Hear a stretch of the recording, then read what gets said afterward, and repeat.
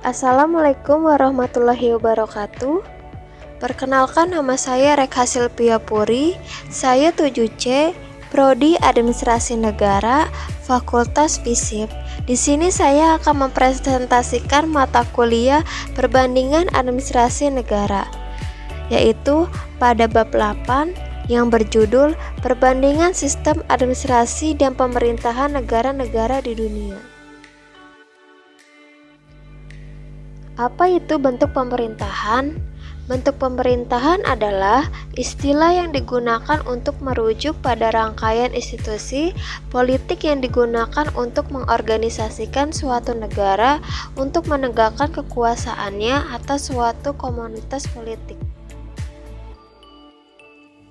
Beberapa bentuk pemerintahan yang pernah ada antara lain sebagai berikut. Yang pertama, sistem presidensial, yaitu merupakan sistem pemerintah negara republik yang kekuasaan eksekutifnya dipilih melalui pemilu dan terpisah dengan kekuasaan legislatif. Menurut Ruth, pemerintahan presidensial terdiri dari 3 unsur. Yang pertama, presiden yang dipilih rakyat memimpin pemerintahan dan mengangkat pejabat-pejabat pemerintahan yang terkait. Yang kedua, presiden dan dewan perwakilan memiliki masa jabatan yang tetap, tidak bisa saling menjatuhkan. Yang ketiga, tidak ada status yang tumpang tindih antara badan eksekutif dan badan legislatif.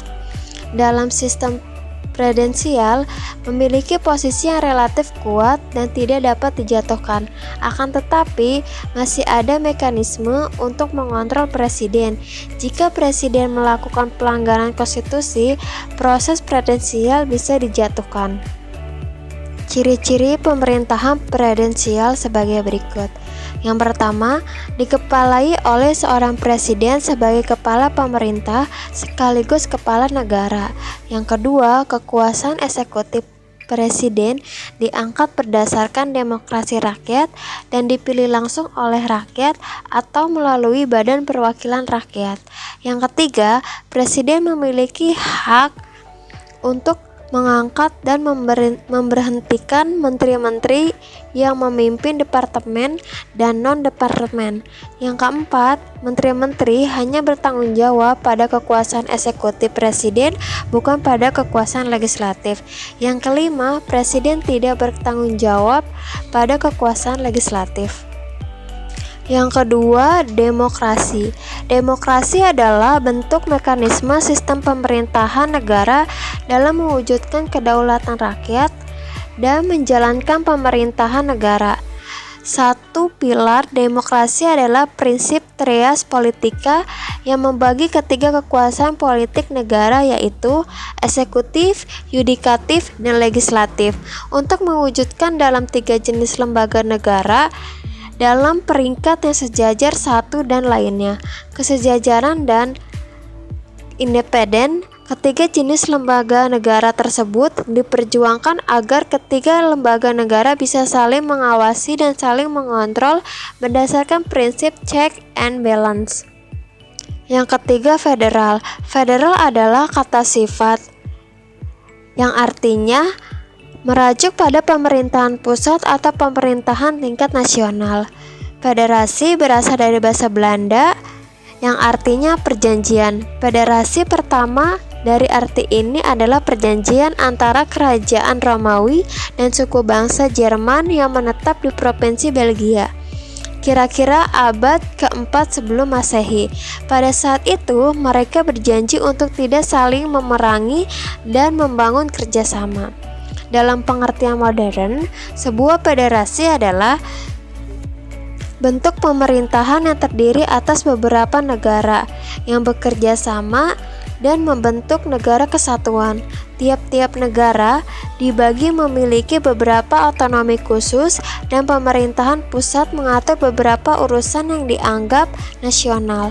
Dalam sebuah federasi, setiap negara biasanya memiliki otonomi yang luas dan bisa mengatur pemerintahannya dengan bebas. Ini berbeda dengan sebuah negara kesatuan yang biasanya hanya ada provinsi. Kelebihan negara kesatuan adalah adanya keseragaman antar semua provinsi. Yang keempat yaitu republik. Republik adalah sebuah negara yang tumpuk pemerintahannya bercabang dari rakyat, bukan dari prinsip keturunan bangsawan. Istilah ini berasal dari bahasa Latin, yaitu res publica atau urusan awam, yang artinya kerajaan dimiliki serta dikawal oleh rakyat. Republik berbeda dengan konsep demokrasi. Ada beberapa negara republik yang diperintahi secara totaliter, misalnya seperti Afrika Selatan yang telah menjadi republik sejak 1961, tetapi disebabkan dasar apartheid sekitar 80% penduduk kulit hitamnya dilarang untuk mengikuti pemilu. Tentu ada juga negara republik yang melakukan perwakilan secara demokrasi. Pemimpin negara republik adalah presiden, tetapi ada juga beberapa pengecualian. Seperti contohnya di Swiss, terdapat majelis 7 pemimpin yang merangkap sebagai ketua negara yang disebut Bundesrat, dan dijabatkan ketua negara dipegang oleh 2 orang. Kelima, Emirat adalah sebuah wilayah yang diperintah oleh seorang emir. Dalam bahasa Arab, istilah tersebut dapat merujuk secara umum pada provinsi apapun dari sebuah negara yang diperintahkan anggota kelompok pemerintah. Misalnya, Uni Emirat Arab yang merupakan sebuah negara yang terdiri atas 7 emirat federal yang masing-masing diperintahkan seorang emir. Dan yang keenam yaitu meritokrasi, berasal dari kata merit atau manfaat. Meritokrasi menunjuk bentuk sistem politik yang memberikan penghargaan lebih kepada mereka yang berprestasi, yang merupakan bentuk sistem masyarakat yang sangat adil dengan memberikan tempat kepada mereka yang berprestasi untuk duduk sebagai pimpinan. Dalam pengertian kerap dipakai menentang birokrasi yang sangat seperti nepotisme, kolusi, dan korupsi. Yang ketujuh yaitu negara kota. Negara kota adalah negara berbentuk kota yang memiliki wilayah, memiliki rakyat, dan pemerintahan berdaulat penuh. Negara kota biasanya memiliki wilayah yang kecil dan memiliki luas sebesar kota pada umumnya. Contohnya, negara kota adalah Singapura, Monaco, dan Palatika. Yang kedelapan yaitu oligarki, adalah bentuk pemerintahan yang kekuasaan politiknya secara efektif dipegang oleh kelompok elit kecil dari masyarakat, baik dibedakan menurut kekayaan, keluarga, atau militer. Kata ini berasal dari kata Yunani yaitu sedikit atau oligim. Yang kesembilan yaitu otoraksi, adalah bentuk pemerintahan yang kekuasaan politiknya dipegang oleh satu orang. Istilah ini diturunkan dari bahasa Yunani yang secara literal berarti berkuasa sendiri atau penguasa tunggal.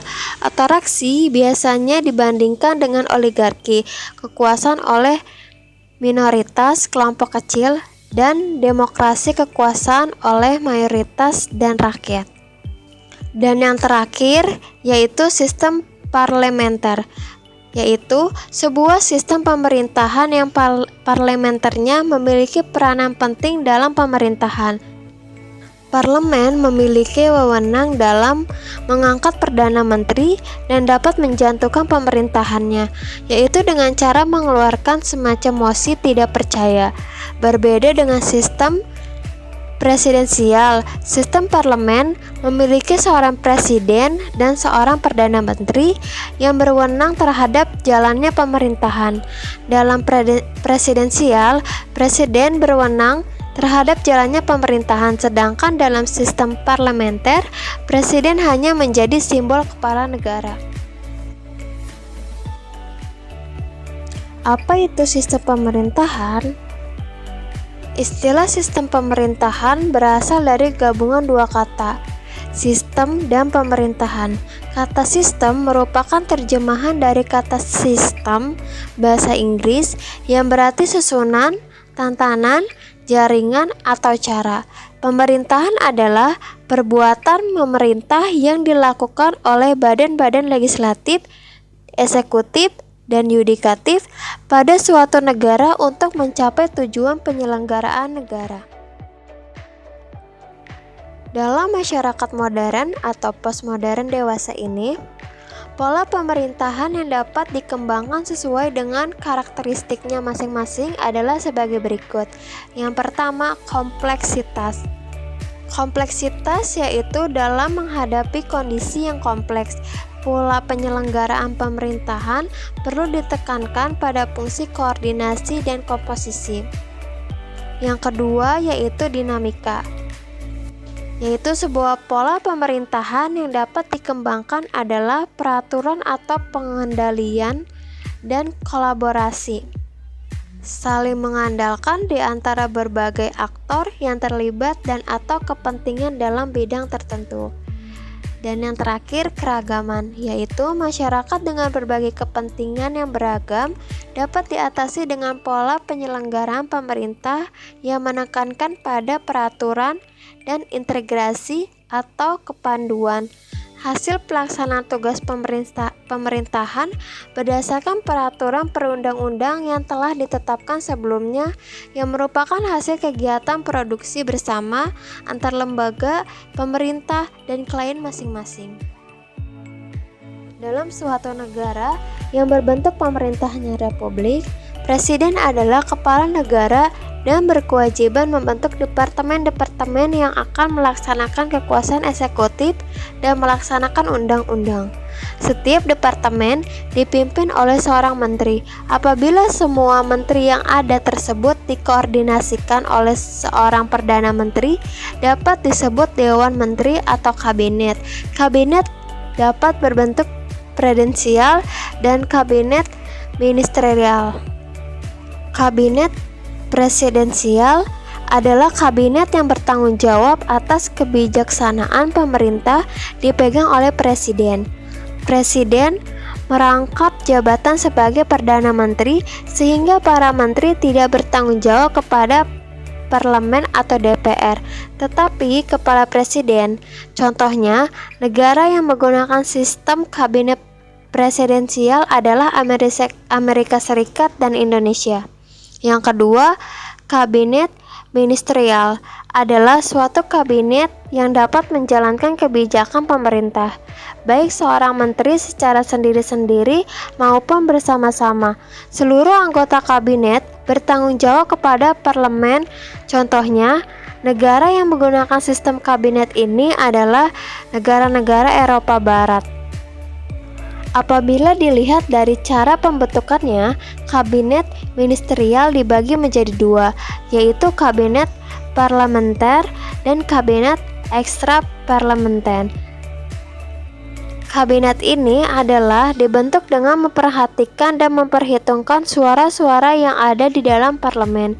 Jika dilihat dari komposisi, kabinet parlementer dibagi menjadi tiga, yaitu kabinet koalisi, kabinet nasional, dan kabinet partai. Adapun kabinet ekstra parlementer adalah kabinet yang pembentukannya tidak memperhatikan dan memperhitungkan suara-suara serta keadaan dalam parlemen atau DPR. Sebagaimana telah dikemukakan sebelumnya, sistem pemerintahan negara dibagi menjadi dua klarifikasi besar, yaitu sistem pemerintahan presidensial dan sistem pemerintahan parlementer. Di dalam sistem pemerintahan presidensial ada kelemahan dan ada kelebihan. Kelebihannya yaitu badan eksekutif lebih stabil kedudukannya karena tidak bergantung pada parlemen. Dan yang kedua, masa jabatan badan eksekutif lebih jelas dengan jangka waktu tertentu. Misalnya, masa jabatan Presiden Amerika Serikat adalah 4 tahun dan Presiden Indonesia adalah 5 tahun. Dan yang ketiga, penyusunan program kerja kabinet mulai disesuaikan dengan jangka waktu masa jabatannya. Dan yang terakhir, legislatif bukan tempat kaderisasi untuk jabatan-jabatan eksekutif karena dapat diisi oleh orang luar termasuk anggota parlemen sendiri. Nah, selanjutnya ada kekurangan sistem pemerintahan presidensial. Yang pertama, kekuasaan eksekutif di luar pengawasan langsung legislatif sehingga dapat menciptakan kekuasaan mutlak. Yang kedua, sistem pertanggungjawaban kurang jelas. Yang ketiga, pembuatan keputusan atau kebijakan publik umumnya merupakan hasil tawar-menawar antara eksekutif dan legislatif, sehingga dapat terjadi keputusan tidak tegas dan memakan waktu yang lama. Tidak hanya presidensial, parlementer juga memiliki kelebihan dan kekurangannya. Kelebihan sistem pemerintahan parlementer yaitu membuat kebijakan dapat ditangani secara cepat karena mudah terjadi penyesuaian pendapatan antara eksekutif dan legislatif. Hal ini karena kekuasaan eksekutif dan legislatif berbeda pada satu partai atau koalisasi partai. Yang kedua, garis tanggung jawab dalam pembuatan dan pelaksanaan kebijakan publik jelas. Yang ketiga, adanya pengawasan yang kuat dari parlemen terhadap kabinet sehingga kabinet menjadi berhati-hati dalam menjalankan pemerintahan. Selanjutnya, kekurangan sistem pemerintahan parlementer.